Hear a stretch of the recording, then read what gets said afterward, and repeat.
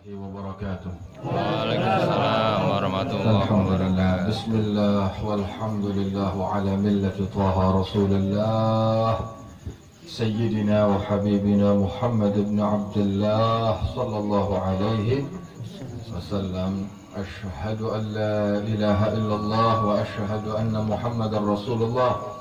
Allahumma salli ala Sayyidina Muhammad wa ala ali Sayyidina Muhammad. ونسألك يا ربنا علما نافعا وعملا صالحا متقبلا ورزقا حلالا طيبا مباركا وإيمانا صادقا ويقينا كاملا برحمتك يا أرحم الراحمين يا أرحم الراحمين يا أرحم الراحمين والحمد لله رب العالمين. أما بعد, Masya Allah, Alhamdulillah, kita bersyukur kepada Allah.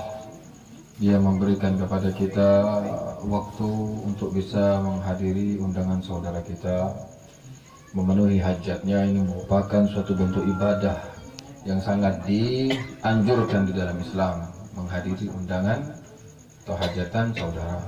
Itu keutamaannya lebih istimewa daripada iktikaf di Masjid Nabi 2 bulan berturut-turut. Alhamdulillah, kita memenuhi undangan ini memiliki keutamaan lebih hebat daripada iktikaf di Masjid Nabi selama 2 bulan berturut-turut. Inilah apa yang diajarkan oleh Nabi SAW, karena sebab ajaran Nabi itu tidak hanya terikat pada ibadah yang terhubung dengan Allah Subhanahu Wa Taala semata-mata, sholat, ya, baca tasbih, baca selawat, ya, kemudian apa lagi, ya, hal-hal yang terhubung dengan Allah. Tapi ajaran Nabi ini juga terikat dengan hubungan antar sesama di antara kita, keseimbangan antara hablum minallah wa hablum minan nas. Orang yang bisa memenuhi 2 hal ini, dia pasti dimuliakan, pasti mulia. Ya, bagus sama Allah, bagus sama manusia. Ya. Nah, kita ditekankan lagi di dalam Islam, ya, siapa orang yang lebih layak mendapatkan akhlak bagus kita? Ya, orang-orang terdekat kita yang paling utama. Kita punya orang tua, ayah, ibu, ya. Kemudian kita punya anak, ya. Kita punya bibi, kita punya paman, ya. Dan kita punya tetangga. Ini orang-orang yang harus mendapatkan kebaikan kita. Jangan kita berbuat baik sama orang jauh-jauh, tapi orang tetangga, orang yang dekat kita, kerabat kita, na'udzubillah, melaknati kita gara-gara sikap atau akhlak atau kebiasaan yang sangat jelek. Karena Nabi SAW bersabda, dahulukan orang yang paling dekat dengan kalian, kata Nabi. Dalam berbuat baik itu kepada manusia, dahulukan orang yang paling dekat. Siapa paling dekat? Ayah, ibu. Ya. Sudah wafat, loh, ya tetap harus berbuat baik sama ayah dan ibu walaupun sudah wafat. Seperti apa berbuat baik dengan ayah dan ibu? Kita berbuat baik sama kerabat-kerabat ayah ibu itu tadi, sahabat-sahabatnya, itu termasuk. Selain kita bacakan istighfar, kita bacakan tahlil, kita sedekah untuk mereka. Ya, oh ini teman ayah saya ini teman ayah saya. Kemudian disambung hubungan baik.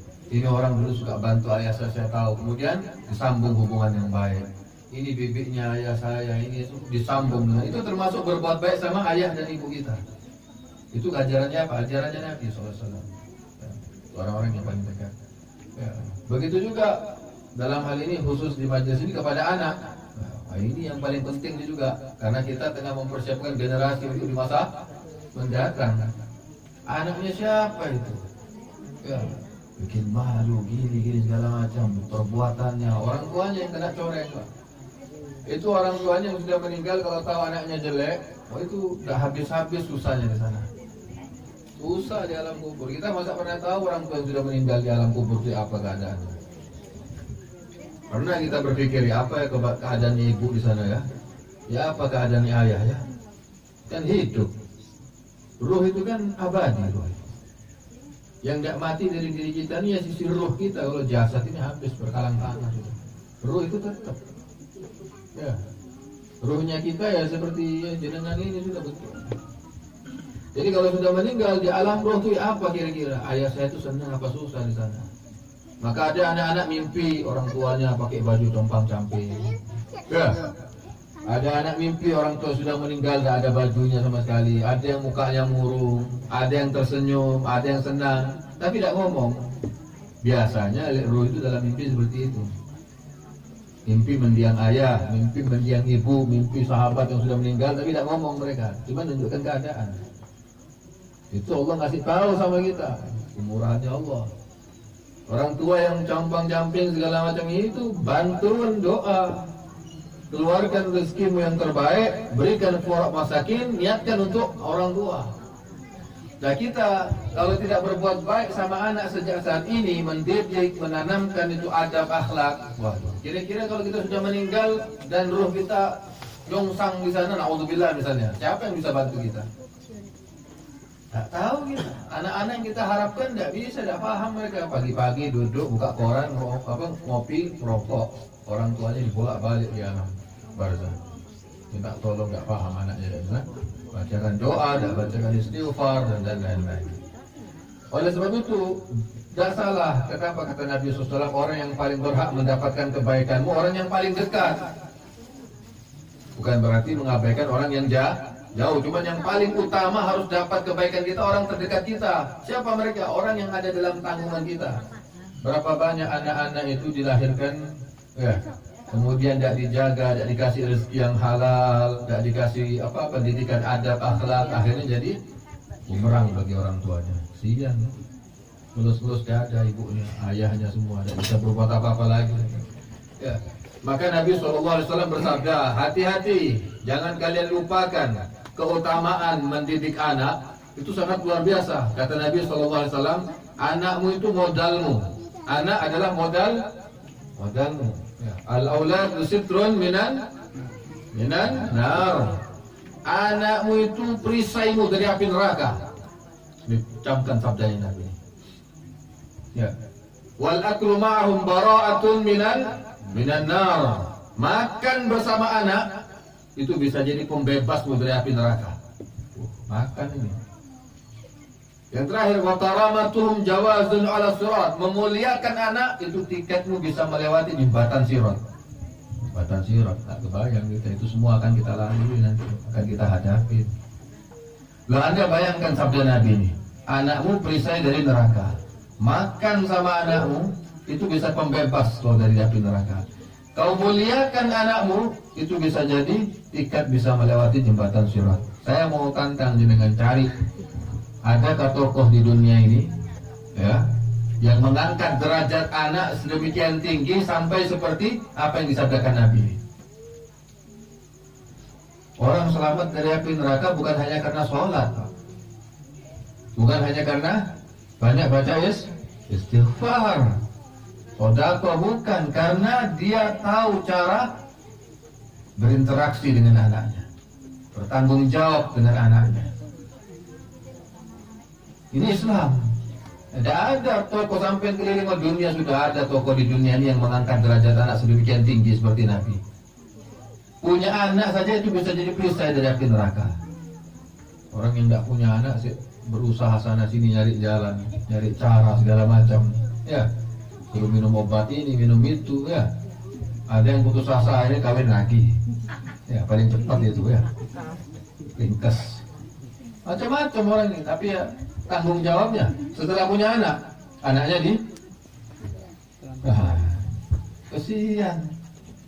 Wow, kepingin punya anak. Ketika punya anak tuh senang, bukan main bahagianya. Tapi tidak diiringi dengan pertumbuhan, dengan pendidikan, adab, rezeki yang halal, akhirnya jadi bumerang bagi dia. Andai kata aku tidak punya anak, kapan dia ngomong gitu? Nanti di alam kubur. Tidak ada gunanya aku punya anak. Nangis. Na'udhu. Nah ini Islam mengajarkan punya anak, langsung orang tua itu disentuh hatinya untuk ingat ini nikmat dari Allah. Dia punya rezeki, keluarkan, beli kambing dipotong. Untuk apa? Hanya untuk bersyukur sama Allah. Ini sudah awal yang bagus. Akikah itu ajaran Nabi.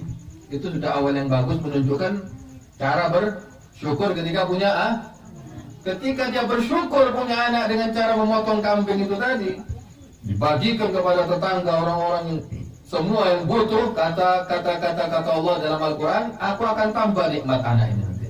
Orang tua ini pasti akan merasakan nikmatnya anak ini, ditambah.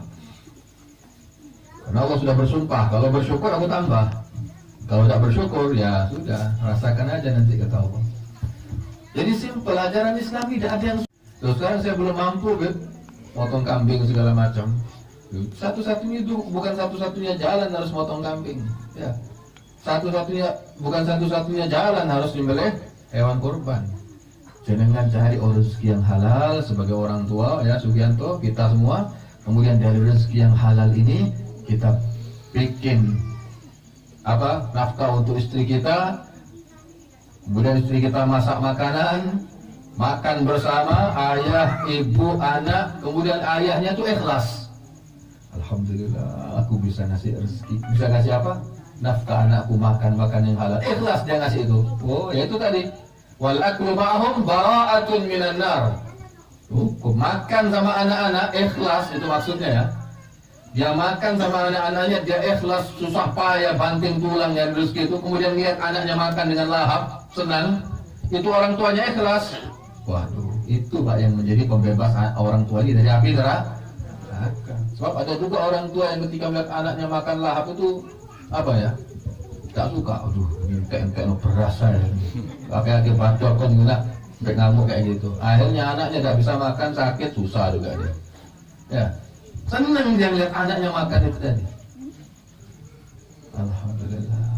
Waduh, siapa yang ada pembesar dari mana? Haji Lukman ya?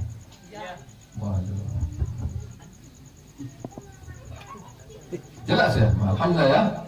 Jadi itu ajaran Nabi simpel, ringkas, mudah untuk diterapkan oleh kita. Dan jenengan insya Allah bisa mendapatkan keberkahan dari anak yang ada itu tadi. Allahumma salli ala Muhammad. Allahumma salli ala Muhammad. Suatu hari, ini anak kalau tidak dididik ya, terjadi di zaman Nabi. Suatu hari ada anak datang menghadap kepada Nabi, wadul, ngadu. Ya Rasulullah, saya capek. Kenapa?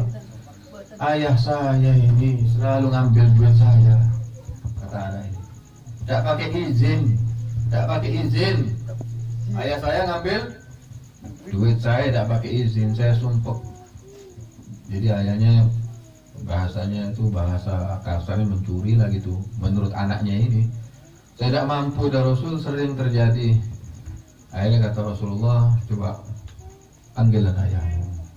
Datang ayahnya menghadap. Ya, ditanya, apa yang kau lakukan? Kenapa anakmu adukan kau seperti ini? Kata ngambil duitnya anakmu tanpa izin. Nangis saya langsung. Nah itu semua itu kata ayahnya. Ya.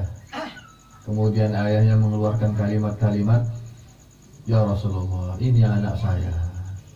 Dulu waktu masih kecil, ya saya gendong dalam buayan saya. Seringkali dia bangunkan saya. Dan saya bangun dengan senang hati menenangkan tangisannya. Ya. Ketika dia sakit, saya ikut sakit. Ya. Ketika dia menangis membutuhkan asupan makanan gizi, saya bergerak keluar. Di teriknya matahari tidak peduli, saya cari rezeki yang halal supaya bisa diberikan susu atau diberikan makanan untuk anak saya. Walhasil, ya, sampai dia besar. Dan seperti saat yang Anda lihat ini dengan sikapnya, andaikan saja walau dia tidak anggap saya ayah, anggapan saya ini tetangga yang harus diperlakukan dengan baik. Nabi nangis. Nabi tidak kuat nahan juga. Andai kata dia tidak anggap saya ayah, sudah apa-apa sudah. Yang penting anggapan saya seperti tetangga. Tetangga itu harus diperlakukan dengan baik.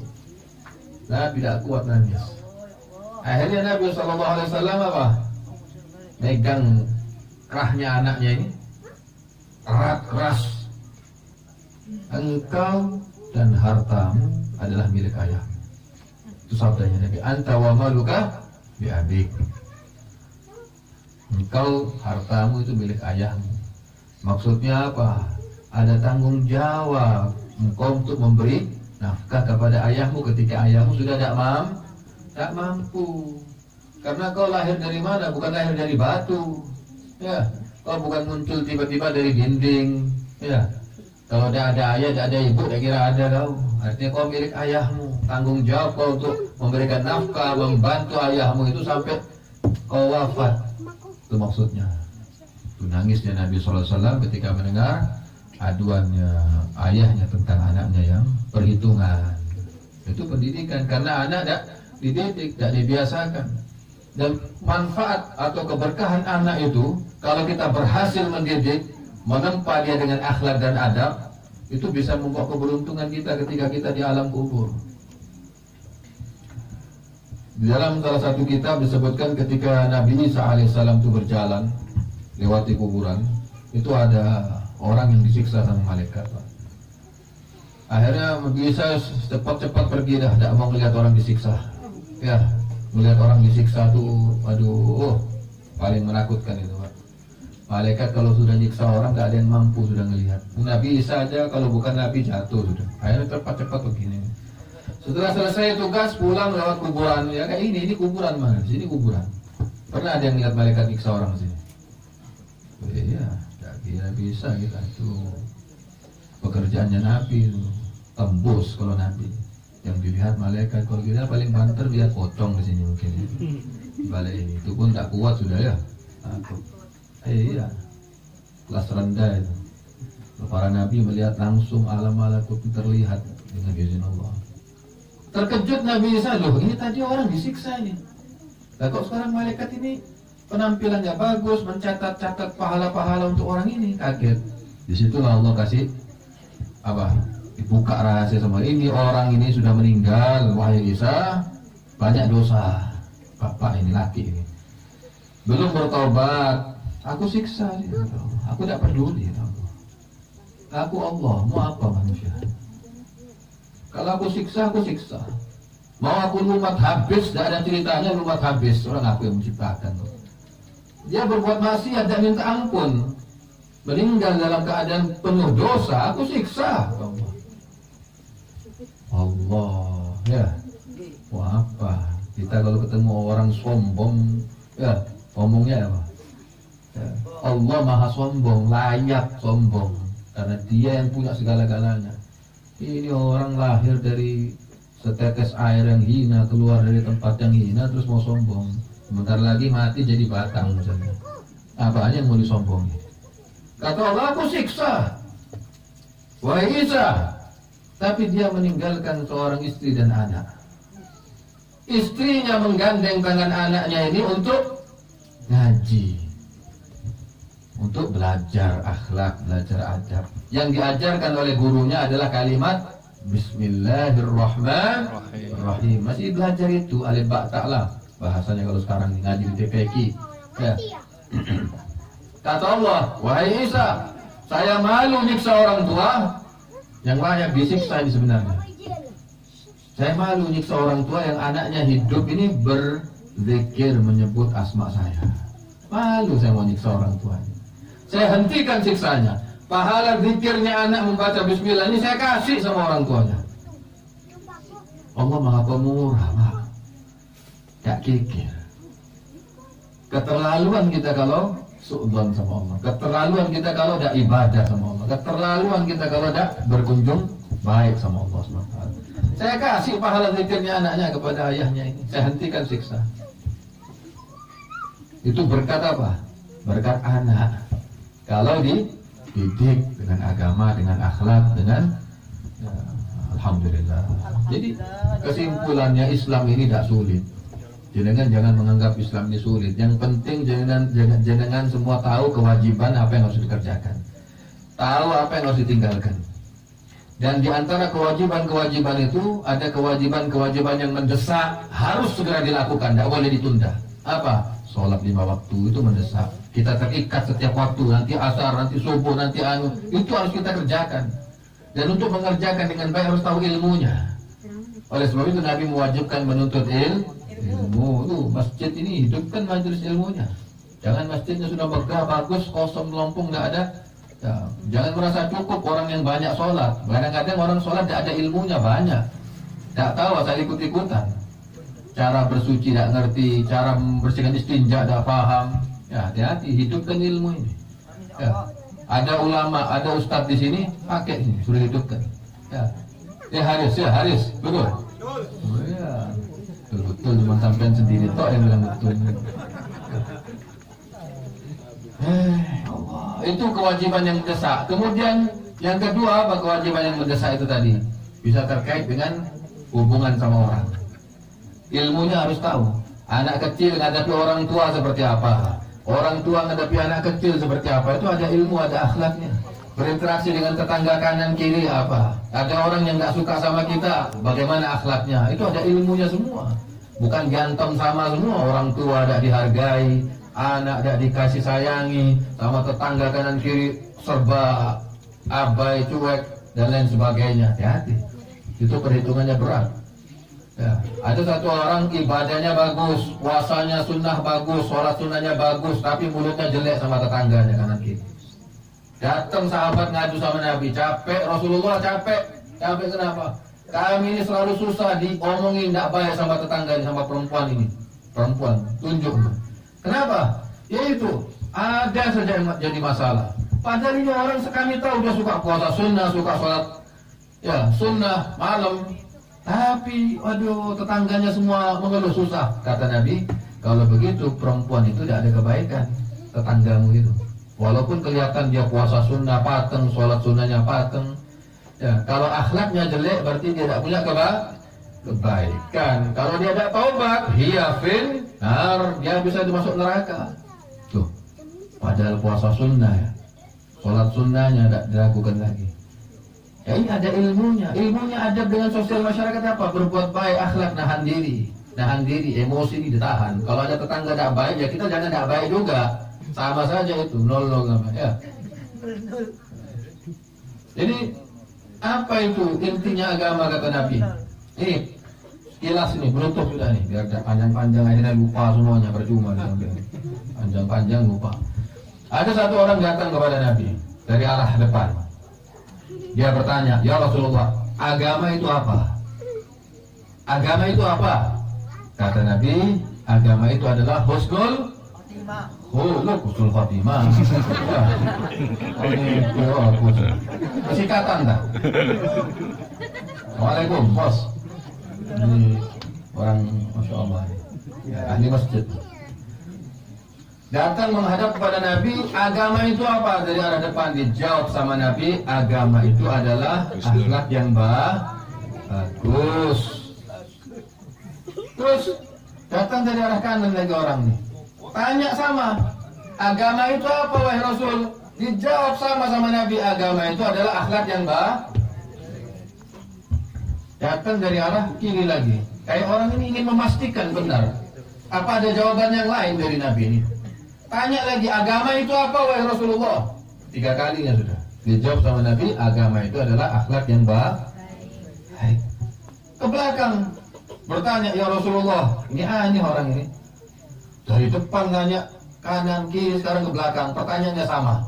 Tanya lagi, ya Rasulullah, agama itu apa? Dihadapi sama Nabi, Pak, sak badannya noleh Nabi. Bukan cuma kepalanya, tuh sak badannya noleh dihadapi. Itu akhlaknya Nabi. Kata Nabi, apa kau tidak paham? Agama itu adalah kau jangan marah, jangan mudah marah, jangan mudah marah. Kemampuan mengendali emosi amarah itu adalah intisari dari akhlak yang baik. Kalau kau bisa itu, kau punya agama sudah. Artinya di situ kau akan mampu dimudahkan untuk menjalankan kewajiban-kewajiban agama yang lain terkait hubungan dengan Allah dan hubungan sama manusia. Jadi kita terapkan ini kepada anak-anak kita sejak dini, diajar, dididik, biar kita tidak dituntut nanti di akhirat. Kok enak ayah mau masuk surga? Saya tidak pernah dinasihati. Saya berbuat salah ini di depannya ayah dulu di dunia. Itu ingat semua nanti, tajam tuh. Tidak ada yang lupa anak itu, nuntut, tidak mau celaka sendiri. Tidak ada ayah, tidak ada bibi, tidak ada orang tua, tidak ada anak-anak di akhirat itu. Putus semuanya sebab itu. Ya. Anak bisa nuntut orang tua bisa nuntut orang tua, hanya terus begitu demi mencari selamat sendiri. Itu di akhirat. Ada ceritanya orang tua terus anakmu akhlak nanti di hari kiamat itu, ini ayah saya tidak apa-apa dah ya Allah, biarkan ayah saya masuk surga. Tidak ada cerita kayak gitu. Kata Nabi, semua sebab, semua nasab, semua hubungan apapun nanti di hari kiamat akan putus. Akan putus total. Kecuali sebab saya, keturunan saya, dan yang terhubung dengan saya. Itu khusus Nabi. Kalau yang lain semuanya terputus. Jadi nanti tidak ada anak tuh terus hormatan orang tua di yaumil hisab, hari perhitungan tidak ada, Pak. Tidak ada orang tua kasihan sama anak, ya Allah tidak apa-apa, biarkan anak saya masuk surga sudah. Saya tidak apa sudah ada. Tuntut-tuntutan, saling jadi musuh. Nah, sebelum tiba masa itu, di mana kita tidak bisa menghindar lagi di dunia ini, didik anak, nak sholat nak, ingatkan saja, nak sholat nak sholat nak. Benar, ajarkan akhlak, ya. Cari rezeki yang halal, nasihat, jangan berhenti, supaya kita ada dituntut. Tapi kalau kita diam-diaman kok, anak salah, diam tidak ditegur nasihat, ya. Begitu juga, ya. Nanti di akhirat tidak ada yang akan diam sama kita, akan dituntut kita nanti. Mudah-mudahan selamat semuanya, amin ya rabbal alamin. Kita memohon kepada Allah Subhanahu Wa Taala. Ya. Kesimpulan daripada ceramah yang singkat ini, anak itu anugerah. Jangan dijadikan apa? Musibah. Anak itu akan terus jadi anugerah kalau kita pandai bertanggung jawab terhadap anak. Nanti anak kita akan balas kepada kita sebagai orang tua, bahwa dia akan mengetahui kedudukan orang tua. Di sini nanti manfaat yang besar akan kita rasakan, di mana Allah Subhanahu Wa Taala akan memberkahi setiap hubungan yang baik antar sesama di antara kita, khususnya orang-orang terdekat kita. Umumnya kepada orang-orang yang ada di sekeliling kita. Allahumma ya Rabb ya Karim, salli ala Sayyidina Muhammad wa ala ali Sayyidina Muhammad. Kami memohon kepadamu ya Allah, jadikan kami semua yang hadir ini orang-orang yang beruntung, mendapatkan pengajaran darimu ya Allah, mendapatkan hikmah darimu ya Allah, mendapatkan pemahaman yang kuat terkait kewajiban kami, kewajiban di dalam mendidik diri kami sendiri, mendidik anak dan istri kami. Berikan kami kemampuan ya Rabb, berikan kemudahan, berikan kesabaran, berikan keikhlasan. Allahumma salli ala Sayyidina Muhammad wa ala ali Sayyidina Muhammad. Hamba memohon kepadamu dan semua orang-orang yang hadir di sini, demi kemurahanmu, demi kedudukan nabimu, demi kedudukan para sahabat nabimu, keluarga suci nabimu, para wali-walimu ya Allah, khususnya yang ada di bumi belambangan ini, yang tidak dikenal oleh siapapun dan tidak diketahui oleh siapapun, hanya Engkau yang tahu. Dan dengan berkat orang-orang yang soleh yang ada di sini, yang hadir baik laki maupun perempuan, yang kami tidak tahu, hanya Engkau yang mengetahui kadar kesolehan mereka. Agar Engkau jadikan kami semua yang hadir di malam hari ini diterima amal-amal kami. Amin. Diterima sedekah kami. Diterima bacaan istighfar kami. Diterima setiap kebaikan yang kami kerjakan. Allahumma salli ala Sayyidina Muhammad wa ala ali Sayyidina Muhammad.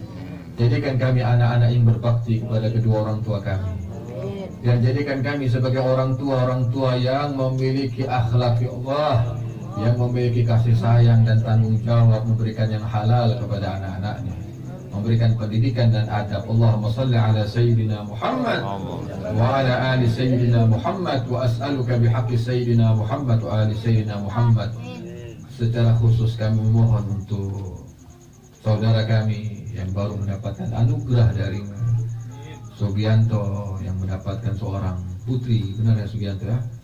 Mudah-mudahan Kau jadikan putrinya putri yang salehah. Amin. Kau berkahi mata pencahariannya, rumah tangganya, keluarganya semua. Dan sebagaimana kami meminta segala kebaikan untuk dia, berikanlah juga kami semua yang hadir di malam hari ini. Rabbana taqabbal minna innaka antas sami'ul alim, wa tub alaina innaka antat tawwabur rahim, wa atina fid dunya hasanah wa fil akhirati hasanah wa qina adzaban nar. وصلى الله على سيدنا محمد وآله وصحبه وسلم والحمد لله رب العالمين. الفاتحة. أعوذ بالله من الشيطان الرجيم. بسم الله الرحمن الرحيم. الرحمن الرحيم مالك يوم الدين إياك نعبد وإياك نستعين اهدنا الصراط المستقيم صراط الذين أنعمت عليهم غير المغضوب عليهم ولا الضالين. Wassalamualaikum warahmatullahi wabarakatuh.